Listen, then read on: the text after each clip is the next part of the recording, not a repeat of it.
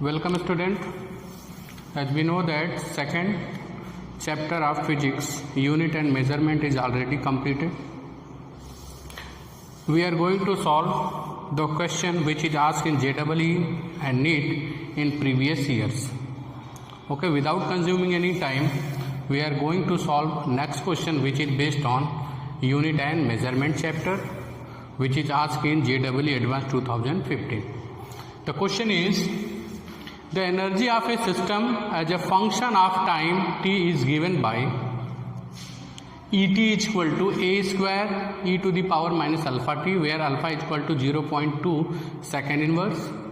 The measurement of a has an error of 1.25. If the error in the measurement of time is 1.50, the percentage error in the Et at t is equal to 5 seconds. This question is asked in JEE Advanced 2015. तो given हमको क्या है? First is given dA upon A, it is given 1.25%, percentage में है, dA upon A into 100 ये दे रखा है. Second one is given time में दिया है आपका, measurement of time is 1.50, dt upon t 1.50, उसको डेल्टा, ये दोनों एक ही चीज़ है बेटा, डेल्टा ए अपान ए लिखो चाहे डी ए अपान ए लिखो, बात एक ही चीज़ है. क्लियर है? It is 1.50%. This data is given. The equation हमको इसमें एरर चाहिए. What is the error in? Okay, percentage error यानी डेल्टा ई यानी डी ई अपान ई चाहिए हमको, ये हमको फाइंड आउट करना. Is that clear? तो सबसे पहले इक्वेशन पे चलते हैं. इट इज गिवन, देखो solution, e t is equal to, t का मतलब फंक्शन ऑफ टाइम में लिखने की कोई ज़रूरत नहीं, A square e to the power minus alpha t. यहाँ पे डिफ्रेंशिएट करोगे तो डिफ्रेंशिएट करने से पहले हम क्या करेंगे, दोनों तरफ लॉग ले लेते हैं, taking l n both side. L n मतलब वो लॉग लेंगे जिसका बेस ई होगा, तो जब दोनों तरफ लेंगे तो क्या हो जाएगा, लॉग ई, इसका मतलब 10 बेस में ई बेस है. ओके, ये हो जाएगा log a square e to the power minus alpha t. ये लॉग एम इंटू एन आपने पढ़ा होगा, लॉग एम इंटू एन क्या होता है, लॉग एम प्लस एन. ये दो पार्ट में स्प्लिट हो जाएगा, लॉग ई इक्वल टू हो जाएगा log a square plus log e to the power minus alpha t. Is that clear? Next step, log e equal to log m to the power n होता है, N क्या होता है, coefficient में आ जाता है 2 लॉग ए प्लस लॉग जिसका base अगर ई है तो e to the power minus alpha t होगा, तो ये इसकी वैल्यू क्या हो जाएगी 1. यहाँ पे सिर्फ और सिर्फ क्या बचेगा हमारा, माइनस अल्फा टी बचेगा. Is that clear? ये वैल्यू क्या हो जाएगी 1. Log e to the power अगर x है तो इसकी वैल्यू क्या हो जाती है बेटा, x साइड में आ जाता है. क्यों आ जाता है? क्योंकि ये लॉग है जिसका बेस ई है, जिसको हम लिखते नहीं हैं, तो ये अगर साइड में आ जाएगा माइनस अल्फा टी इधर आ जाएगा, तो क्या हो जाएगा माइनस अल्फा टी. ये लॉग ई की वैल्यू क्या हो जाएगी 1 हो जाएगी, 1 लिखने की जरूरत नहीं. फर्दर देखो क्या हो जाएगा आपका,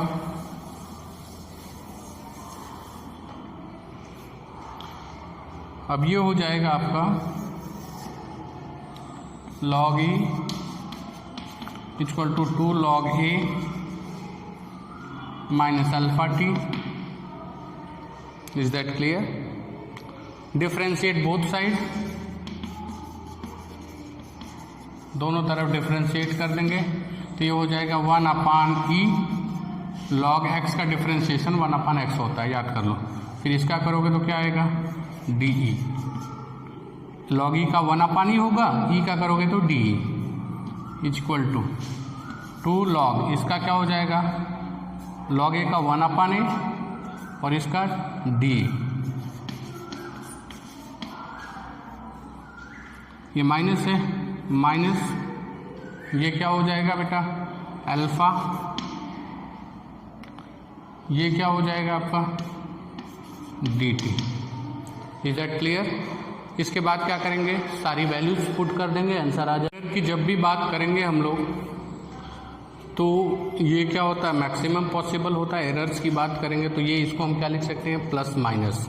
प्लस भी हो सकता है माइनस, लेकिन मैक्सिमम पॉसिबल एरर्स क्या होते हैं बेटा, प्लस में होते हैं। That means D upon E to D A upon A, ये हो जाएगा प्लस माइनस, तो मैं प्लस ही लिखूंगा alpha D t. Okay, maximum possible errors कभी माइनस नहीं होते, मैंने थियरी लेक्चर्स में बताया था। तो क्या हो जाएगा, इसके बाद सारी वैल्यूज पुट कर दो। D e upon e equal to, देखना बेटा 2 डी ए अपान ए की वैल्यू क्या है 1.25 प्लस अल्फा, अल्फा की value 0.2 into D T. D T का यहाँ से काउंट करेंगे, डी टी का काउंट जब करोगे यहाँ से तो बेटा क्या हो जाएगा, d t equal to 1.50 into क्या हो जाएगा आपका टी, 1.50 इंटू टी। टी की वैल्यू दे रखा है, टी इक्वल टू कितना है बेटा 5 सेकेंड। सॉल्व कर दोगे तो d upon e equal to ये हो जाएगा 2.5, ये हो जाएगा आपका 5 टू जा 10, कितना हो जाएगा 1.5। How many 4%। Which option is correct, d option is correct. Now we are moving towards next question. Question is which of the following units denotes the dimension ml square upon q square where q denotes electric charge। अब ये समझने की ज़रूरत है इसमें से कौन सा वो यूनिट है, कौन सी फिजिकल क्वांटिटीज है जिसका डायमेंशन इसके बराबर है। Is that clear? तो अब इसमें कोई ऑप्शन नहीं हमारे पास, एक एक करके चेक करना पड़ेगा। तो ये थोड़ा आगे की चीज़ है, 11th स्टैंडर्ड में इसको होल्ड नहीं कर सकते, लेकिन जब भी आप JEE का एग्ज़ाम देते हो तो आपने 11th 12th दोनों पढ़ चुके होते हो, तो उसकी कोई टेंशन बात नहीं है। एक एक करके हम बताएंगे, तो एक एक करके ऑप्शन को हम चेक करेंगे। जो ऑप्शन इसके बराबर डायमेंशन फार्मूला देगा वो क्या होगा, करेक्ट होगा। तो पहले ऑप्शन से चेक करते हैं हेनरी। हेनरी जो होता है it is the unit of induction, self induction या म्यूचुअल इंडक्शन, उसका आपका क्या होता है, यूनिट होता है। आप 12th में जाओगे तो पढ़ोगे induction EMF equal to minus L d phi by d t होता है, sorry d i by d t, minus L d i by d t induction का फार्मूला होता है आपका। तो कैसे सॉल्व करेंगे ये सारी चीज़ें उसको आके देखते हैं इधर। तो यही है आप सेल्फ इंडक्टेंस, इसी का यूनिट क्या होता है बेटा, हेनरी होता है। ये फार्मूला आप पढ़ोगे तो मॉड में ले लेते हैं, तो माइनस से हमको कोई मतलब नहीं है, यानी हमको E equal to L d i by d t. Okay, इसको हम बोल सकते हैं potential drop across the inductor, ये भी बोल सकते हैं, क्योंकि इंडक्टर एक ऐसी डिवाइस है जो करंट जब चेंज होता है टाइम के रेस्पेक्ट में तो उसमें इतना EMF इंड्यूस्ड होता है। EMF मीन्स इलेक्ट्रोमोटिव फोर्स, जिसे बैक EMF बोलते हैं। चलो वो सब दूर की चीज़ें हैं, लेकिन ये इससे चेक करेंगे, यानी इसी की यूनिट क्या होती है आपकी, हेनरी होती है। तो चेक करते हैं। EMF का मतलब नाम तो है इसका इलेक्ट्रोमोटिव फोर्स, लेकिन इसका डायमेंशन फोर्स के बराबर नहीं होगा, इसका डायमेंशन किसके बराबर होगा, वोल्टेज के बराबर होगा। याद कर लो, क्योंकि इलेक्ट्रोमोटिव फोर्स क्या होता है आपका, इलेक्ट्रोमोटिव फोर्स यानी इलेक्ट्रॉन को मोशन देने वाला फोर्स। तो कौन देता है motion, potential difference across the register, किसी भी register, sorry across the conductor, किसी भी कंडक्टर के अक्रॉस अगर हम पोटेंशियल लगा देते हैं तो वो क्या करता है, इलेक्ट्रॉन को क्या करता है, ड्रिफ्ट वेलोसिटी देता है, यानी मोशन में लाता है। तो ये ई से कंफ्यूज होने की जरूरत नहीं, it is a basically voltage. Is that clear? लेकिन बोलते इसको क्या है, EMF, इलेक्ट्रोमोटिव फोर्स। तो चलते हैं, देखो चेक करते हैं। तो ये जाएगा L E upon D i upon d T, तो डी आई रहे चाहे डी टी रहे, डी आई का मतलब small current, change in current, तो इसका भी यूनिट क्या होगा, एम्पियर होगा। डी टी मतलब चेंज इन टाइम, इसका भी यूनिट क्या होगा, सेकेंड। यानी डायमेंशन फार्मूला छोटा हो चाहे बड़ा हो चाहे चेंज हो, लेकिन फिजिकल यूनिट्स के लिए कभी चेंज नहीं होता है। तो ई को हम क्या लिख सकते हैं, इट इज बेसिकली वोल्टेज, तो हम वोल्टेज को क्या लिखते हैं, डब्ल्यू बाई क्यू, तो लिख देते हैं। देखो क्या हो जाएगा, डब्ल्यू अपान क्यू हो जाएगा बेटा, हो जाएगा अपान डी आई को क्या बोलेंगे, एम्पियर। चलो अभी लिख लेते हैं, फिर डी टी इक्वल टू क्या हो जाएगा, एल हो जाएगा।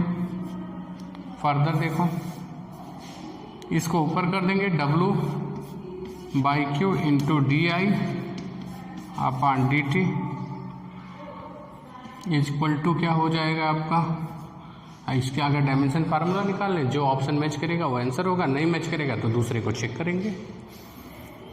डब्ल्यू क्या हो जाएगा बेटा, क्योंकि ये बताने में टाइम लग रहा है, अगर आपको आएगा तो जल्दी जल्दी करोगे तो एक ऑप्शन को चेक करने में 1 मिनट लगेगा या 1.5 मिनट लगेगा, यानी टोटल करने में 2 या 3 मिनट लगेगा। तो आप यहाँ से यहाँ तक चलोगे कोई ना कोई पा ही जाओगे।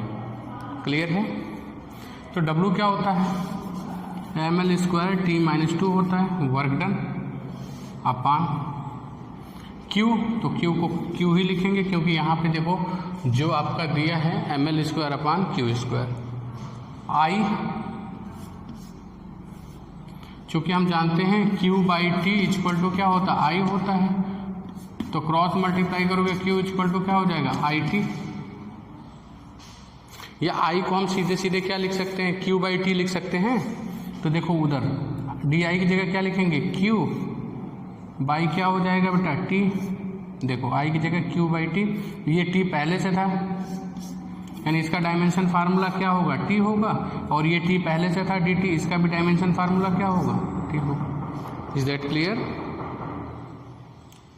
ओके, मेरी बात समझ में आ रही है?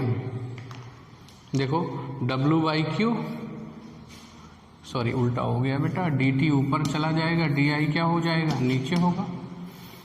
तो W की जगह क्या लिखेंगे, ml² t-2 डायमेंशन फार्मूला हो गया। W की जगह पे क्या लिखेंगे, ml² t-2। Is that clear? Q की जगह पे Q ही लिखेंगे क्योंकि हमको इसके टर्म्स में निकालना है, जो मैच करेगा उसको, अगर मैच कर देगा तो अच्छी बात है, नहीं तो दूसरे पे चलेंगे। dt को क्या लिखेंगे बेटा, t लिखेंगे डायमेंशन फार्मूला, इधर डी आई का, आई का क्या होता है Q बाई टी, तो Q अपान टी करोगे, एक टी क्या हो जाएगा, ऊपर चला जाएगा, ये 2 टी इससे कैंसिल हो जाएंगे, क्या हो जाएगा, ml² अपान क्यू²। चलो बहुत अच्छी बात है, पहला ही ऑप्शन मैच कर गया, यानी फर्स्ट ऑप्शन भी करेक्ट। तो दूसरे तीसरे को चेक करने की जरूरत नहीं, ये वैसे भी नहीं होगा क्योंकि ये तो हेनरी के बराबर आया। अब पर मीटर स्क्वायर करोगे तो ये L² भी कैंसिल हो जाएगा, तो क्या हो जाएगा, m अपान क्यू², जो नहीं सही। वेबर क्या होता है आपका, electric flux, sorry magnetic flux होता है, वेबर पर मीटर स्क्वायर का मैग्नेटिक फील्ड होता है। Is that clear? इस तरह से हम चेक करते हैं, तो वो तो अच्छी बात है, पहला है, अगर नहीं होता तो इसको भी चेक करते हैं। इसको चेक करने के लिए क्या होता है, ये जो आता उसमें L² से क्या करते, डिवाइड करते, तो आ जाता है m अपान क्यू²। तो अगर ये m अपान क्यू² होता तो ये वाला ऑप्शन सही होता। क्लियर है? Magnetic flux and magnetic field. Magnetic field मैं निकाल के बताया था प्रीवियस लेक्चर में, F equal to IBL। B से क्या होता है आपका magnetic field, F upon IL equal to क्या होता है मैग्नेटिक फील्ड, उसको निकाल के बताया, इस तरह से फाइंड आउट कर सकते हैं। अब इसके बाद हम नेक्स्ट क्वेश्चन की तरफ चलते हैं, which is given as, question is asked in AIPMT 2009 sorry, if the dimension of a physical quantities are given by m to the power a, l to the power b and t to the power c, the physical quantities will be, कह रहा है कोई भी physical quantities है जो आपका कह रहा है m to the power a, l to the power b, t to the power c है। कह रहा वो फिजिकल क्वांटिटी कौन सी होगी जिसमें 4 ऑप्शंस हैं, जिसमें डिफरेंट ए बी सी की वैल्यू दिया है, उसके सामने ये तो जो मैच करेगा वही फिजिकल क्वांटिटी होगी। चलो पहला मैच कराते हैं। अगर पहला मैच करेगा तो ए की वैल्यू क्या है,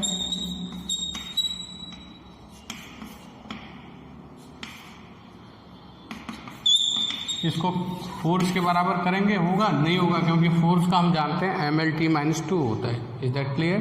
that's why first option is wrong. दूसरा क्या होता है, प्रेशर।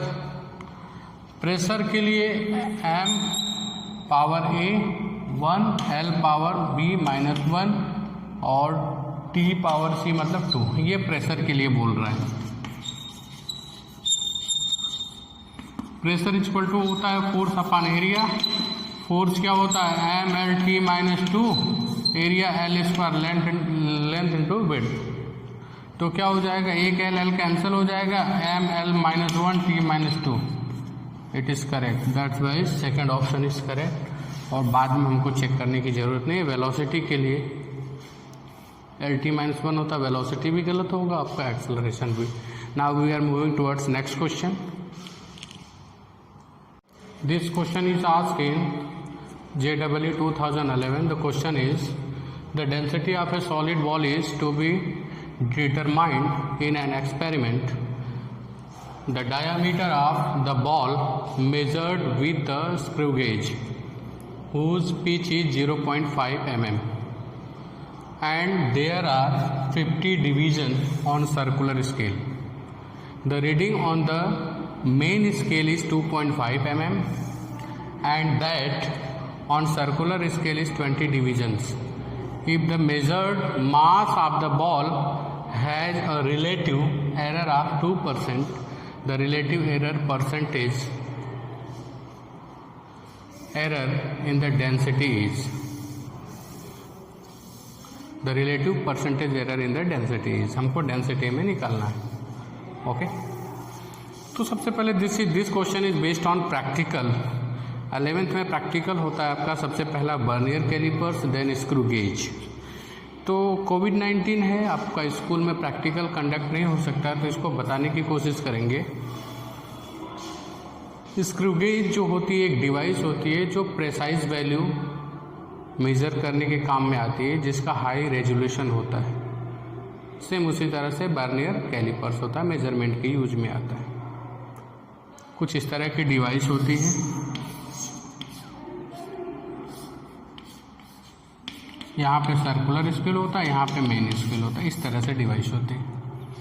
और जिसको भी मेज़र करना होता है वायर का डायमीटर या कुछ भी, तो उसको इस जॉ के बीच में रखते हैं। और यहाँ पे क्या होता है आपका, सेटल करने के लिए, बैक एंड फोर्थ करने के लिए ऑप्शन रहता है आगे पीछे। जहाँ पे जॉइंट होता है टक टक की आवाज़ आती है, वहाँ पे रोक देते हैं और मेन स्केल की रीडिंग और सर्कुलर स्केल की रीडिंग ले लेते हैं। फिर उस बेसिस पे उसका वैल्यू फाइंड आउट करते हैं। तो एक्चुअल वैल्यू क्या होती है, इससे आपका कम चल जाएगा, उसको ध्यान से देखना। टोटल रीडिंग जो होती है ये होती है आपका मेन स्केल रीडिंग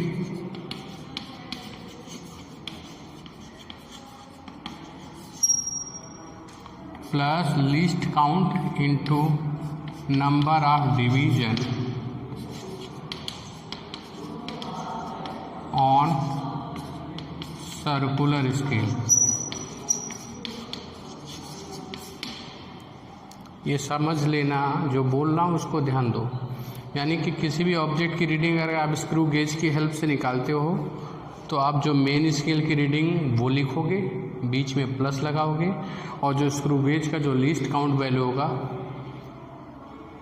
उसमें सर्कुलर स्केल के डिवीजन से मल्टीप्लाई करके ऐड कर देंगे। इसलिए मैंने लिखा है main scale reading plus least count into division on circular scale. इस तरह से फाइंड आउट करते हैं।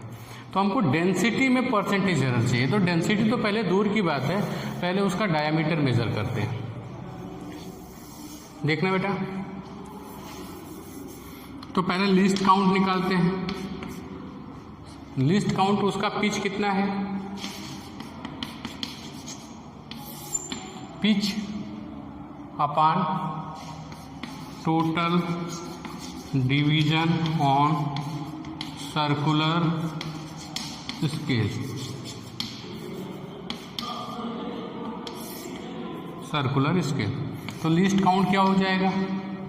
पहला काम लीस्ट काउंट, पिच कितना है 0.5 mm का है बेटा, और टोटल डिवीजन कितने हैं सर्कुलर स्केल पे? 50 डिवीजन्स हैं, तो 0.01 मिलीमीटर वो मेजर कर सकता है, यानी इतना रेजोल्यूशन वैल्यू वो देगा। मैंने पॉइंट के बाद 2 प्लेस तक वो मिलीमीटर वैल्यू हमारा निकाल सकता है। लीस्ट काउंट आ गया, पहला काम कर दिया इस क्वेश्चन को सॉल्व करने के लिए। अब लिखेंगे डायामीटर ऑफ वायर या बॉल की डायामीटर को फाइंड आउट करने के लिए क्या करेंगे? मेन स्केल की reading, main scale reading of main, R का मतलब reading of main scale plus least count into reading of circular scale. इसको हटा देते हैं। क्या लिखा मैंने? डायमीटर ऑफ बॉल क्या हो जाएगा? Reading of main scale plus least count into reading of circular scale. इसका मतलब है सर्कुलर स्केल।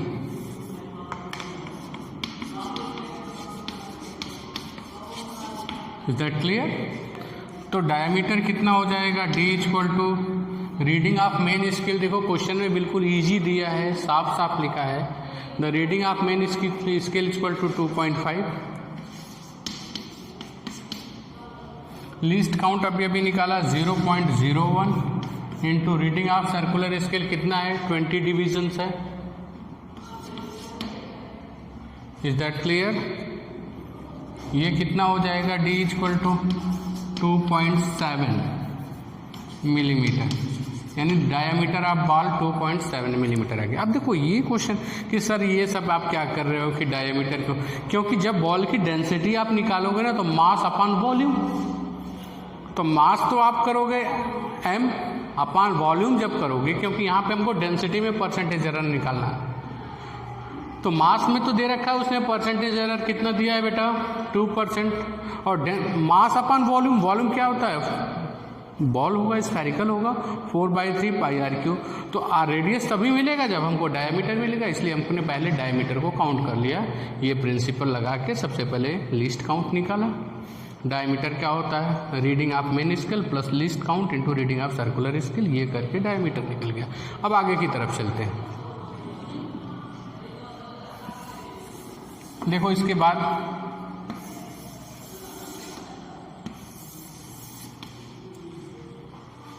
तो volume equal to density equal to क्या होता है? Mass upon volume. तो density equal to mass volume 4/3 pi R Q. तो R cube लिख देंगे, या आप लिख सकते हो डायमीटर अपॉन 2 क्यूब लिख सकते हो बेटा। यानी ये क्या बन जाएगा? 4/3 pi into D cube upon 8। Clear और नॉट? ये सारी वैल्यू कांस्टेंट हो जाएगी, उसका एरर से कुछ लेना देना नहीं है। कांस्टेंट वैल्यू में एरर होती नहीं है, उसकी पहले से प्री डिफाइंड वैल्यू होती है। जैसे पाई है तो 3.14, उसमें कौन सा एरर होगा? यानी हमको निकालना किसके लिए? m अपॉन डी क्यूब के लिए रिलेटिव एरर्स निकालना। तो मैं क्या लिखूंगा? Delta D upon D equal to delta m upon m plus 3 delta d by d। Is that clear? अब इधर रब कर सकते हैं। तो आफ्टर ऑल क्या हो जाएगा बेटा? Delta D upon D, D diameter मत समझना, दिस इज डेंसिटी।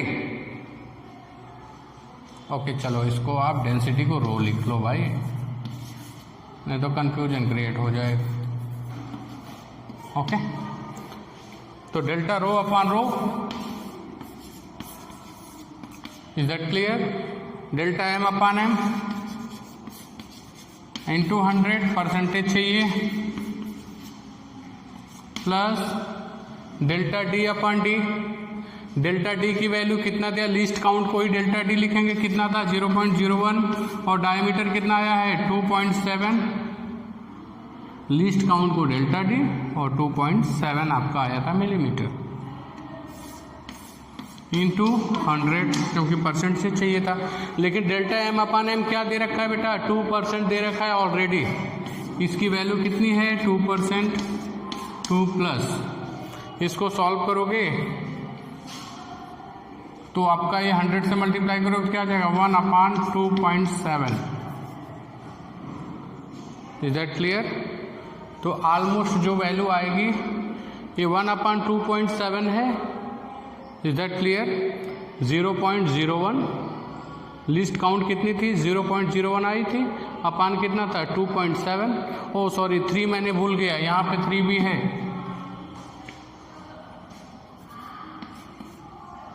ये 3 भी है ना, 3 डेल्टा डी अपान डी, देखो 3 delta D 0.01, list count D 2.7 into 100 ये आएगा। उसमें क्या करोगे, 3 से मल्टीप्लाई कर दोगे तो 2 से ज़्यादा। अब देखो ये वैल्यू 0.9 तो हो नहीं सकती क्योंकि 2 से कुछ ज़्यादा ही आएगा।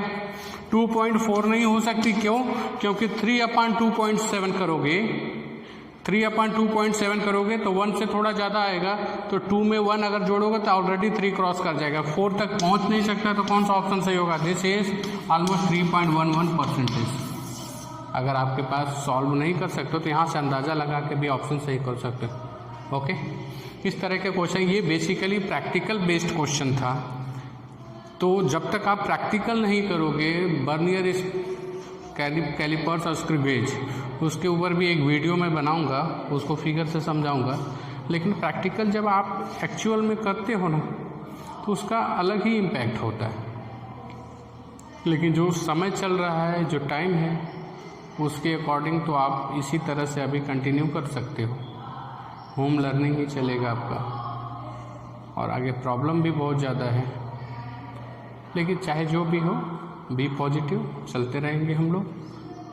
और आप जो भी मैं सिखा रहा हूँ उसको कोशिश करिए साथ साथ चलने की, फिर आगे देखेंगे।